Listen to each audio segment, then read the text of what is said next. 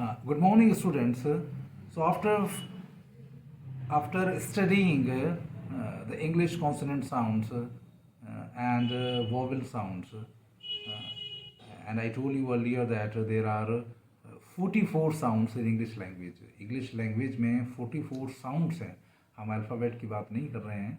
तो हमने इंडिविजुअली हर एक साउंड को, कॉन्सोनेंट साउंड को और वोवेल साउंड को हमने देखा कि हाउ दे आर प्रोनाउंस्ड. तो उसमें पर्टिकुलरली हमने दो चीज़ों पर ज़्यादा ध्यान दिया. द प्लेस ऑफ आर्टिकुलेशन, कि किस जगह से वो निकल रहा है, and the manner of articulation, और किस तरीके से वो साउंड बोला जा रहा है. इन सारी चीज़ों को हमने बड़ी डिटेल में देखा. एक साउंड को हमने डिटेल में देखा. और हमने ये भी देखा कि what are the position of lips.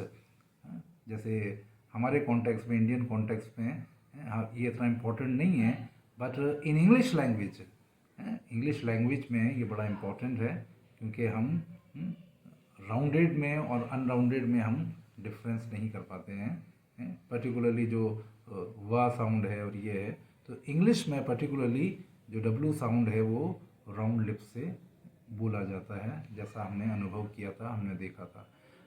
अब लास्ट में मैं आपको एक छोटी सी टिप्पणी, छोटा सा नोट आपको फोनेटिक ट्रांसक्रिप्शन के बारे में बताना चाहता हूँ, जो कि आपके कोर्स में है, जो कि एक पूरा यूनिट है आपके 5 नंबर्स का. इस पर एक क्वेश्चंस भी आते हैं इसमें. फोनेटिक ट्रांसक्रिप्शंस क्या होता है? फोनेटिक ट्रांसक्रिप्शन ये होता है कि हम किसी भी वर्ड को हम साउंड में लिखना है. हमें स्पेलिंग में तो लिखा हुआ है, स्पेलिंग तो आएगी लिखी हुई. जैसे पुअर है, पुअर की स्पेलिंग आ गई, और फिर आपको एग्जाम में ये कहा जाएगा कि write the phonetic transcription of the word poor, tour, cruel, dare, bear. इनको आप फोनेटिक ट्रांसक्रिप्शन में आप लिखिए. तो वहाँ आपको स्पेलिंग तो दे रखी है, वहाँ आपको जो सिंबल्स हैं, जो फोनेटिक ट्रांसक्रिप्शंस, जो मैंने आपको फोनेटिक सिंबल्स आपको कॉन्सोनेंट्स के भी दिए हैं 24, और 20 वोवेल्स के भी जो आपको सिंबल्स दिए हैं, उन सिंबल्स के सहारे, उन सिंबल्स को यूज़ करते हुए आपको उसको ट्रांसक्रिप्शन करना है, उसका साउंड में उसका ट्रांसक्रिप्शन करना है. और ये इसलिए किया जाता है कि किसी भी लैंग्वेज को हम स्पेलिंग के हिसाब से नहीं देखा जा सकते. स्पेलिंग के हिसाब से उसका प्रोनाउंसिएशन को हम करेक्ट नहीं कर सकते, नहीं पिकअप कर सकते. और पर्टिकुलरली इंग्लिश में जहाँ इतनी वैरायटी है, जहाँ इतने डिफरेंसेस हैं, तो वहाँ तो बड़ा मुश्किल काम है. तो एक लैंग्वेज को किस तरह से, लैंग्वेज के उस वर्ड को कैसे सही से प्रोनाउंस करें, तो उसका एक ही तरीका है कि हम फोनेटिक ट्रांसक्रिप्शन हो. फोनेटिक ट्रांसक्रिप्शन जब आपके सामने होगा तो आप उस वर्ड का सही से उच्चारण कर पाएंगे. फॉर एग्ज़ाम्पल, जैसे आप देखें कि इंग्लिश में जो एक वोवेल साउंड है जैसे ए है, जैसे फॉर एग्ज़ाम्पल आप देखें फैट, FAT, फैट. तो फैट में एक अलग वोवेल साउंड यूज़ है. अब आप दूसरा वर्ड देखें FATE, फेट, तो उसमें अलग वोवेल साउंड यूज़ है. उसी तरह से आप देखें फादर, FATHER, फादर. तो फादर में अलग वोवेल है. तीनों जगह ए आ रहा है. FAT, फैट में भी ए है, वहाँ उसका उच्चारण अलग है, वहाँ वोवेल साउंड अलग है. FATE, वहाँ उसका अलग है, फादर में अलग है. इसी तरह से आप देखें फॉल, FALL, फॉल. जैसे फाल नहीं है, ये फॉल. तो इसमें भी जो ए साउंड है वो उसका जो वोवेल साउंड यूज है वो अलग है. उसमें ओ साउंड है, फॉल. और जैसे फादर में फा, आ, बड़ा आ, जो हमने देखा था फादर. और फेट में ई वाला फेट है. और जो ए वाला FAT, फैट में ए वाला, जैसे हमने देखा था बैड, PAD, बैड. तो उन चारों में आपने देखा कि ए स्पेलिंग में ए है, लेकिन चारों जगह उस ए का उच्चारण, उस जो वोवेल यूज़ है प्रैक्टिस के हिसाब से, वो बिल्कुल डिफरेंट है, अलग यूज़ हुआ है. तो इसलिए लैंग्वेज को स्पेलिंग से बोलना सीखना बड़ा मुश्किल काम है. वो पॉसिबल नहीं है जब तक हम उसको साउंड में ट्रांसक्राइब नहीं करें. उन वर्ड्स को साउंड में ट्रांसक्राइब करते हैं तभी हमको अच्छे से समझ में आता है। और आप देखें जैसे सी एच है, जैसे सी एच है स्कूल, SCHOOL स्कूल, तो सी एच आया तो यहाँ सी एच काय की साउंड दे रहा है, क की साउंड दे रहा है। उसी तरह से आप देखें SCALE स्केल, तो यहाँ सी काय की साउंड दे रहा है, यहाँ सी के की दे उसकी के की दे रहा है। उसी तरह से आप देखें पिक, PICK पिक, तो यहाँ CH है लेकिन वो साउंड काय की दे रहा है, क की साउंड दे रहा है। उसी तरह से आप देखें लुक, LOO के लुक, तो यहाँ क है तो यहाँ क की साउंड दे रहा है। तो देखें कि कई जगह जो CH है, क साउंड है, वो डिफरेंटली यूज़ हो रहा है। स्कूल में अलग है, स्केल में अलग है, लुक में अलग है।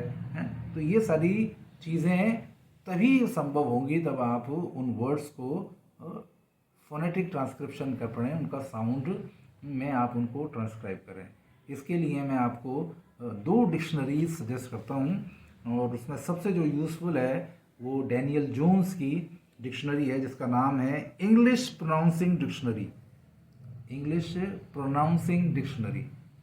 इस डिक्शनरी में सिर्फ आपको किसी भी वर्ड का, इंग्लिश वर्ड का आपको फोनेटिक ट्रांसक्रिप्शन मिलेगा।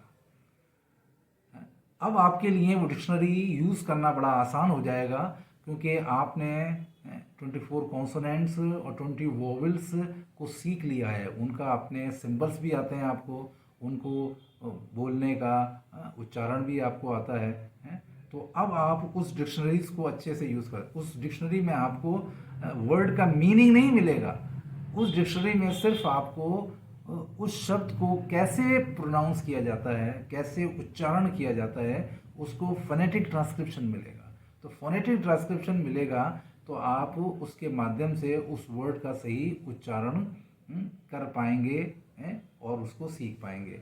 उसी तरह से एक और डिक्शनरी है जो उसकी है AS हॉर्नबी की, ये भी बड़ी फेमस डिक्शनरी है और जिसका नाम है the advance learner dictionary of current English. The advance learner dictionary of current English by AS Hornby. इस डिक्शनरी में आपको फोनेटिक ट्रांसक्रिप्शन के साथ साथ आपको वर्ड का मीनिंग भी पता लग जाएगा।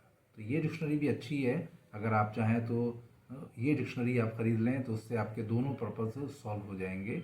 और इस डिक्शनरी के साथ I think CD is also available, CD भी है, ताकि अगर आप उसको वर्ड को किसी को आप CD पे चला के आप उसको वोकल रूप पे भी आप उसको सुन सकते हैं आप। तो ये आपके लिए बड़ा हेल्पफुल रहेगा दोनों चीज़ें। तो मैं आपको रिकमेंड करता हूँ कि दोनों में से एक डिक्शनरी आप ज़रूर ख़रीदें, और ये कोई ज़्यादा महंगी नहीं है, कॉस्टली नहीं है, बल्कि अफोर्डेबल प्राइस में है।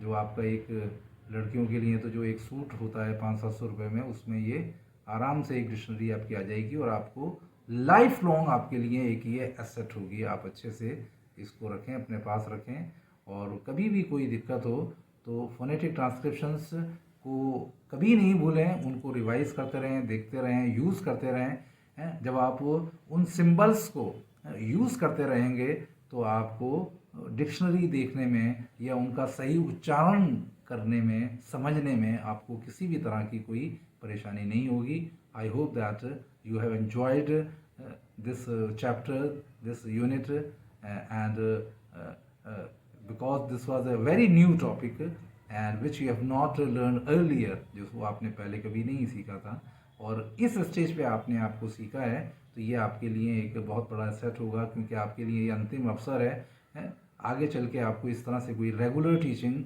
नहीं सीखने को मिलेगी इंग्लिश के लिए। तो आप इसको अच्छे से समझें और अच्छे से प्रैक्टिस करें। I hope that you will learn it and enjoy it more. Thank you.